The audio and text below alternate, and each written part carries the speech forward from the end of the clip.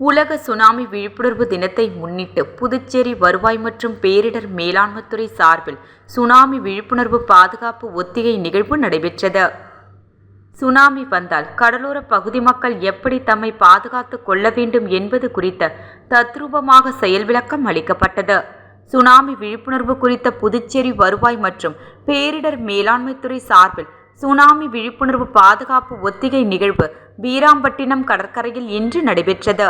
துணை மாவட்ட ஆட்சியர் ரிஷிதா ரவி மற்றும் தாசில்தார் பிருத்திவிராஜ் ஆகியோர் மேற்பார்வையில் நடைபெற்ற சுனாமி விழிப்புணர்வு பாதுகாப்பு ஒத்திகை நிகழ்ச்சிகள் புதுச்சேரி பேரிடர் மேலாண்மைத்துறை, சுகாதாரத்துறை, தீயணைப்புத்துறை, வருவாய்த்துறை, பொதுப்பணித்துறை, நகராட்சி உள்ளிட்ட பல்வேறு துறைகளை சார்ந்த அதிகாரிகள் கலந்து கொண்டனர். மேலும் சுனாமி ஏற்பட்டால் கடற்கரை ஓரமுள்ள மக்கள் தங்களை எப்படி பாதுகாத்து கொள்ள வேண்டும் என்பது குறித்து ஒத்திகை நிகழ்ச்சியில் செய்முறைகள் மூலம் விளக்கப்பட்டது. இந்த ஒத்திகை நிகழ்ச்சியில் சுனாமி அலை கடற்கரையை தாக்கக்கூடும் என்று அறிவிப்பு வந்துள்ளதால் கடலோரத்தில் வசிக்கக்கூடிய மக்கள் பாதுகாப்பான இடத்திற்கு செல்ல வேண்டும் என்று ஒலிபெருக்கி மூலம் எச்சரிக்கை விடுக்கப்பட்டது. எச்சரிக்கை வந்தவுடன் கடற்கரை பகுதியில் உள்ள மக்கள் பாதுகாப்பான இடத்திற்கு அழைத்து செல்லப்பட்டனர். மேலும் கைக்குழந்தைகள், முதியோர்களை அழைத்து செல்ல முடியாமல் தூக்கி சென்றும் விழிப்புணர்வை ஏற்படுத்தினார்கள்.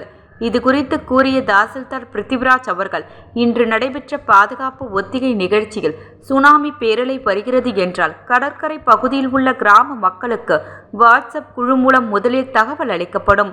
மீன்வளத்துறை சார்பிலும் எச்சரிக்கை விடுக்கப்படும். மக்கள் பாதுகாப்பான இடத்திற்கு சென்று எப்படி நம்மை பாதுகாத்து கொள்ள வேண்டும் என்பது குறித்து விளக்கப்பட்டது. மேலும் சுனாமி அலை தாக்கியவுடன் கடற்கரை ஓரங்களில் உள்ள பாதிப்புகள் குறித்து முறையாக கணக்கெடுப்பு நடத்தப்பட்டு அரசுக்கு அளிக்கப்படும். அதன் பிறகு கடற்கரை பகுதிகளில் மறுசீரமைப்பு மேற்கொள்ளப்படும். இதுதான் சுனாமி பாதுகாப்பு திட்டத்தின் நிகழ்வு என்று அவர் தெரிவித்தார்.